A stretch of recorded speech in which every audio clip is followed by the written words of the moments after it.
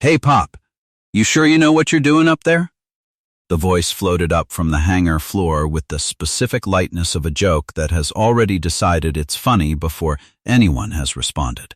The speaker was Airman First Class Derek Polk, 22 years old, lean and precise in his working blues, standing with three other young airmen at the base of the rolling maintenance scaffold that had been positioned alongside the left wing of the B-17 Flying Fortress. They had been assigned to the morning's inspection detail at the Air Force Museum's restoration hangar at Wright-Patterson Air Force Base, which was the kind of assignment that sounded interesting in the briefing and became tedious about 40 minutes in when you were doing the detailed visual inventory of rivets and control surface integrity on an airplane that had not flown since 1945. The old man on the scaffold did not respond. He was 87 years old, and his name was Walter Gideon Pruitt, and he had been working with the museum's volunteer restoration team for 11 years, on Tuesdays and Saturdays and any Thursday when the weather was too poor to do much else. Because he had found in his late 70s that there were two things that still produced in him the particular quality of engagement that younger people call being alive, watching the sun come up, and working on old airplanes. He was positioned on the upper surface of the left wing near the number 2 engine nacelle, lying partially on his side, running a gloved hand slowly along the seam between the wing skin and the nacelle fairing in the specific way of someone who is reading a surface rather than simply examining it, feeling for the things that the eye does not always find. He wore a khaki work shirt with the sleeves rolled to the elbows, canvas work trousers, and a pair of safety glasses pushed up on his forehead where they had migrated during the hour and 20 minutes he had been on the scaffold. His hands were large and deliberate, the hands of a man who has spent an enormous amount of his life making precise adjustments to things that required precision, and whose hands have retained that quality after the rest of him has arrived at a different pace. Seriously, though, Airman Polk continued, to the scattered approval of the others. That thing older than you? Or younger than you? I can't tell. The B-17 in question, tail number 44-83546, nicknamed the Memphis Lady by the crew that had flown her across the Atlantic in 1945, was 79 years old. Walter Pruitt was 8 years older than the airplane. He continued reading the seam with his gloved hand and said nothing. Sir, this was Airman Second Class Kim, 20 years old, slightly more cautious than Polk by nature and experience. She was looking up at the old man on the scaffold with an attention that was more curious than mocking. Do you need any help up there? We're on the inspection detail if you need. I'm fine, Pruitt said, without looking down. His voice was a dry, level thing. The voice of a man who has said what needs to be said for 8 decades and sees no reason to embellish it. Do your work. Polk, who had taken Kim's intercession as an opportunity rather than a check, stepped forward to the base of the scaffold and gripped one of the uprights with the casual possession of someone claiming a space.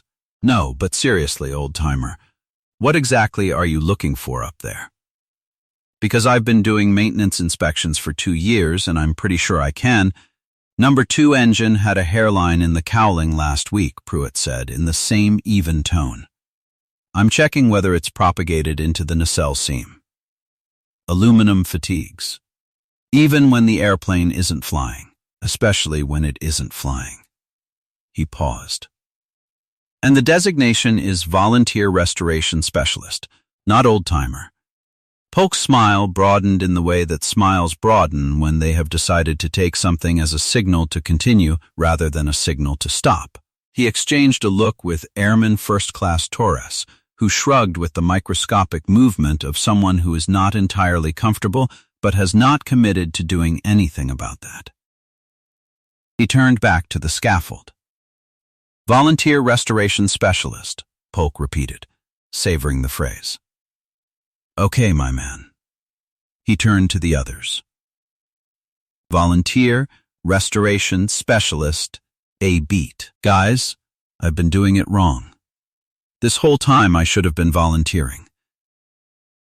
A laugh moved through the group. Torres's was quieter than the others. Pruitt found what he was looking for at that moment. A faint depression in the seam, not visible, detectable only by touch, where the metal had moved a fraction of a millimeter from where it belonged. He noted it in the small pad he kept in his breast pocket. He noted the position, 4 inches aft of the forward nacelle lip, port side. He noted the direction, longitudinal, consistent with thermal cycling stress. He noted the date and time, which he always noted, because the progression was the data, and the data was what told you whether the thing was stable or moving. He had been keeping notes like this for 11 years. In that time, he had identified 6 structural anomalies in the museum's aircraft that the regular inspection cycle had not caught. 2 of which had been described by the museum's chief restoration engineer as potentially significant had they been allowed to progress. He had never mentioned this to anyone who did not need to know it, because the work was the work, and the credit was not a category he spent time on. Polk had moved to the scaffold's lower rungs, not climbing, just present, occupying the base of it with the easy physicality of a young man for whom space is something he assumes. He reached up and knocked twice on the scaffold's upright with his knuckle, the way you knock on a door when you're not sure if it's a joke or not. "Come on down when you're done up there, restoration specialist. We'll show you how the inspection's actually done." Walter Pruitt looked down for the first time. He looked at Polk from the upper surface of the wing of a B-17 Flying Fortress, 87 years old, with the safety glasses still pushed up on his forehead, with the notepad in his breast pocket and the gloved hands, and the unhurried attention in his eyes. An attention that was not anger, and was not amusement, and was not the patient tolerance of an elder absorbing a younger person's foolishness. It was something harder to categorize than any of those things. It was the look of a man who has been to a place that the person in front of him has not been to, and who has learned, slowly, over many decades, that the distance between those two places cannot be explained by speaking.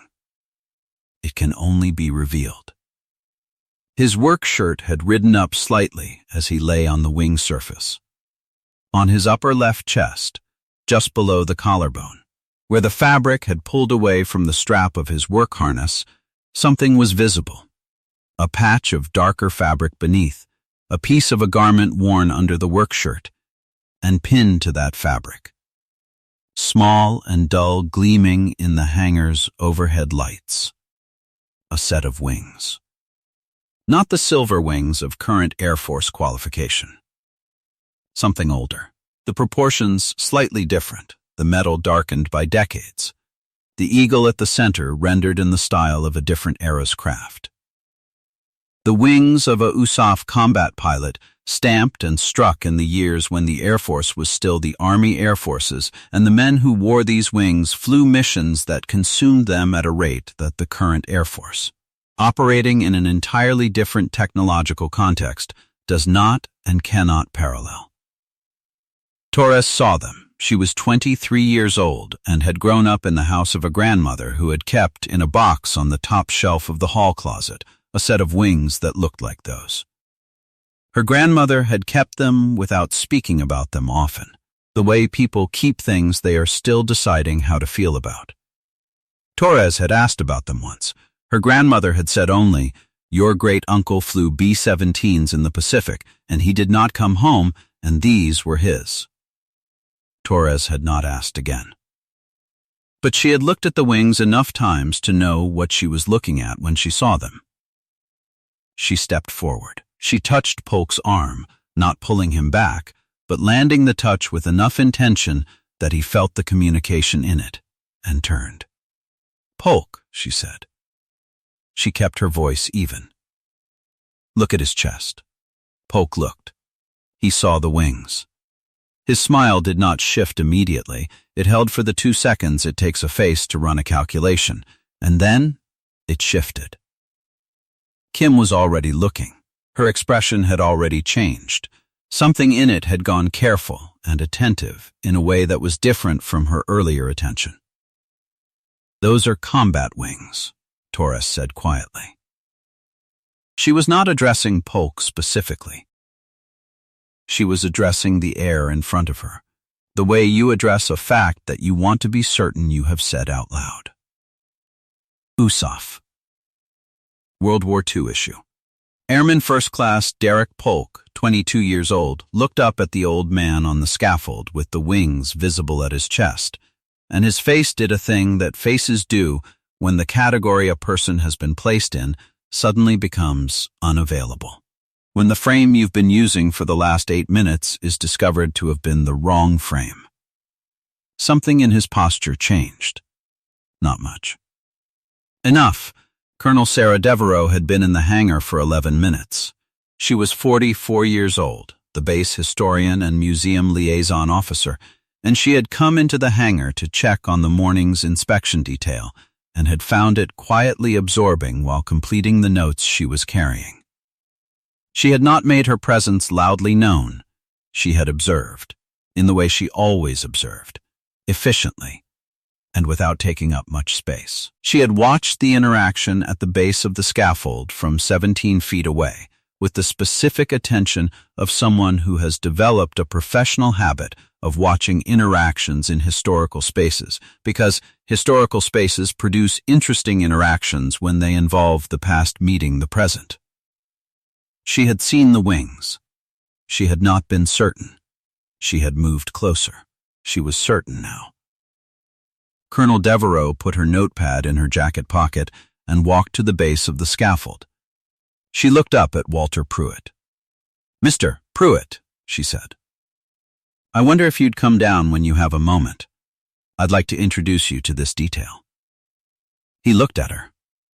He read something in her face that told him what kind of introduction she meant. He noted the time in his pad, 0943, capped his pen, and began to descend the scaffold with the careful, methodical movement of a man who has learned that the descent deserves the same respect as the ascent. He put his foot on the first rung of the descent. The scaffold trembled slightly under his weight, and then steadied, and then his boot touched the concrete floor of the hangar. The floor of the restoration hangar at Wright-Patterson was smooth and cool, the particular cool of large enclosed concrete spaces that hold the morning temperature for hours after the sun has risen outside. The smell of it, aluminum and machine oil and the dry mineral smell of old aircraft fabric, dissolved into something else. The floor he was standing on in 1944 was not smooth. It was rough poured concrete at Moody Field, Georgia, in August, and it smelled of aviation fuel and Georgia heat, and the particular tension of a group of young men who had been told 3 weeks ago that the program was accelerated, and who had understood, without being told explicitly, what accelerated meant in this context. He was 18 years old. He was standing at the nose of a B-17, not this one, an older one of the training aircraft, nose art removed, the aluminum dull from 1,000 training flights, and his instructor, a staff sergeant named McAvoy, who was 23 years old and who had already done a tour over Europe and who had the eyes of someone 20 years older, was saying, "You are going to put this airplane where it needs to be. That is the entire job. Don't complicate it." Walter had not complicated it. He had put the airplane where it needed to be, flight after flight, across 11 weeks of accelerated training, and then he had put it where it needed to be in the summer of 1945 over Japan, when where it needed to be was above the flak and below the weather and on the heading the navigator gave him, and his crew was behind him.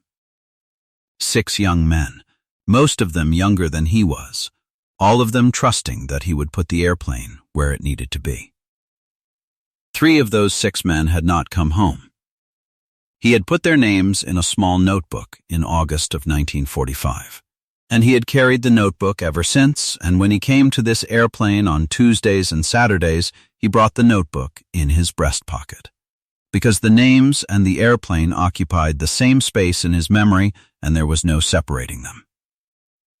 McAvoy had been killed over the Ruhr in 1944, before Walter had finished training. Walter had learned this the way you learn things in wartime, from someone who heard it from someone else, in passing, without ceremony.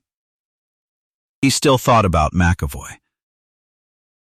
He thought about McAvoy every time he put a plane on the correct heading, which was a habit he had never entirely stopped. The cool concrete of the Wright-Patterson hangar floor came back under his boot. The smell of aluminum and machine oil and old aircraft fabric. He finished the descent. When he reached the floor, he was exactly level with Polk. He was not a tall man, had not been a tall man even at 25, which was how old he had been when he flew his first combat mission. At 5'8", in canvas work trousers and a khaki shirt with the sleeves rolled up, he occupied a precise and contained amount of space, and what he did with that space was not expand into it but simply inhabit it, fully, without apology, without performance. Colonel Devereaux stood beside him. She looked at the airmen. She spoke without preamble. This is Walter Gideon Pruitt. He enlisted in the United States Army Air Forces in 1944 at the age of 17. He had his mother's written permission. He completed flight training at Moody Field, Georgia, in 11 weeks, the accelerated program, because the program needed to be accelerated. He was assigned to the 29th Bombardment Group and flew his first combat mission over Japan in July 1945 as part of the B-29 campaign operating out of the Mariana Islands. She paused, and her voice adjusted slightly. Not lower in volume, but different in register. The way a voice changes when what comes next is the part that matters.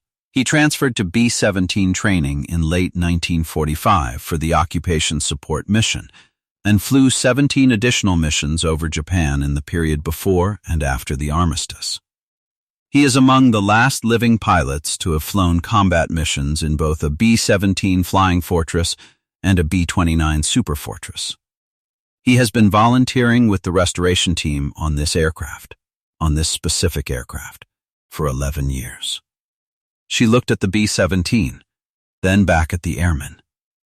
He knows this airplane better than any person alive, possibly better than any person who has been alive in the last 30 years.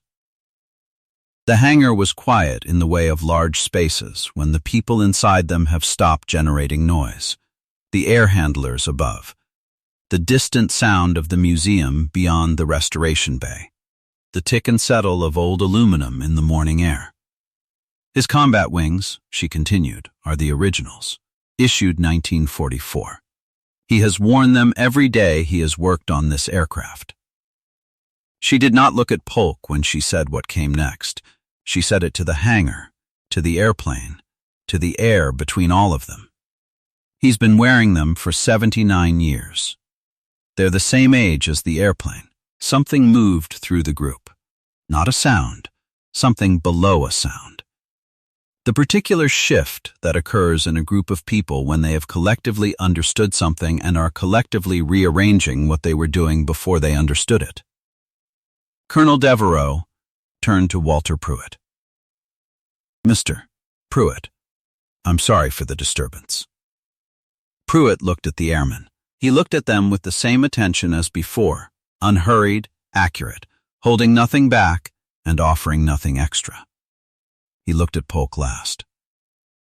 Polk was standing with his hands at his sides and his eyes directed somewhere around the level of Pruitt's collarbone, which was not a comfortable place to look, but which was perhaps the correct one.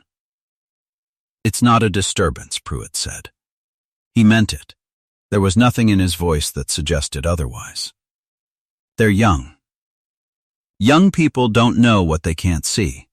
That's not a flaw. That's just where they are.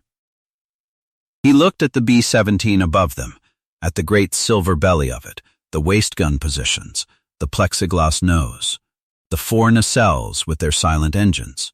He looked at it the way he always looked at it, with the attention of a man who is not looking at an object, but at something that has meaning layered so deep it has become structural. I flew one of these in 1945, he said. Not this airplane. Same type. You get into the cockpit of one of these and it's larger than you think it is from outside, and smaller than you need it to be. Everything is closer than it should be, and farther away than you want it. He paused. The crew I flew with, most of them were 19, 20 years old. Same age as some of you. They weren't afraid of it, not because they weren't smart enough to be afraid. Because they had decided, before they got in, that fear was not something the mission could accommodate. He was quiet for a moment. I come here because the airplane is still here and most of those men aren't. That's all it is. He pulled his glove back on. I'm going back up, he said to Devereaux. The seam needs to be flagged before the weekend. Of course, she said. He put his foot on the first rung of the scaffold. He looked back once, not at the group, but at the B-17, at the number 2 engine nacelle, at the work waiting for him with the patience of things that have been waiting a long time and have no particular need to hurry. He climbed. Airman Polk's formal counseling was completed by his flight commander within a week. A documented session, recorded, a standard letter of counseling that would remain in his file for 1 year. It was not harsh. It was, his flight commander said, corrective, and the distinction mattered. He received additional professional development guidance and was assigned, as part of that guidance, to read 3 specific histories of 8th Air Force operations over Europe and XX Bomber Command operations in the Pacific, with written responses due in 30 days. He turned in his responses in 22 days. They were, his flight commander noted, thorough. On the Saturday 3 weeks after the incident, Polk came back to the museum. Not on duty. On his own. He asked the volunteer coordinator if Mr. Pruitt was in. She said he was in the restoration bay. He went in. Pruitt was on the scaffold again, same position. Left wing, number 2 nacelle. Same notepad. Polk stood at the base of the scaffold. Mr. Pruitt, he said. He said it to the air above him, because Pruitt had not looked down yet. I'm not here on duty. He stopped. Started again. What I said earlier this month. The way I was. I'm sorry. There's no version of it that was okay, and I'm not going to try to explain it into something smaller than it was. I'm sorry. There was a silence from the upper surface of the wing, the aluminum tick of the hangar settling, the distant sound of the museum. Then Pruitt looked down. He looked at Polk with those careful, accurate eyes. He looked at him for a long moment, not to make him uncomfortable, but because looking was how he assessed things, and he was assessing. You have a question, he said. It was not a question. It was an observation. Polk blinked. Sir, you didn't come back here just to apologize. You could have sent a letter for that. You came back because you want to know something. He waited. Polk's jaw worked for a moment. Then, quietly, what was it like? Flying one of those. In 1945. Walter Pruitt was quiet for a long moment. He looked at the B-17, then back at the young man at the bottom of the scaffold. Cold, he said finally. Loud, smaller inside than you'd think. He paused. The best thing in it was the men beside you, not the airplane. The men. The airplane was just the place you were together. Another pause, shorter. That's still true of everything worth doing. The thing itself is just the place. What you put into it with other people, that's the part that stays. He looked back at the nacelle seam. Hand me that probe from the toolbox on the second shelf, he said. Red handle. And if you're going to be up here, I'll show you what I'm looking for. Polk got the probe. He climbed the scaffold. And for the next hour and 40 minutes on a Saturday morning in Ohio, A 22-year-old airman and an 87-year-old man who had flown B-17s in the summer of 1945 worked side by side on the left wing of a 79-year-old airplane. And the only sounds in the hangar were the sounds of the work, the probe on the aluminum, the scratch of a pen in a small notebook, and the distant, settled silence of something old and significant, being carefully, patiently tended. They are in the hangars and the museums and the workshops, the ones who were there and who have not stopped showing up, who arrive on Tuesdays and Saturdays and any Thursday when the weather is poor, who wear their wings under their work shirts and keep their notes and say nothing unless someone asks, and sometimes not even then. They are the living connection between the machines and the missions and the names on the walls, and they do not need to be acknowledged to do the work. But they deserve to be seen. Look at what is in front of you before you decide you already know what it is. If this story moved you, hit that like button, share it with someone who needs the reminder, and subscribe to Veterans Valor, where the heroes are real, the stories are true, and the ones who carry the most are usually the quietest in the room.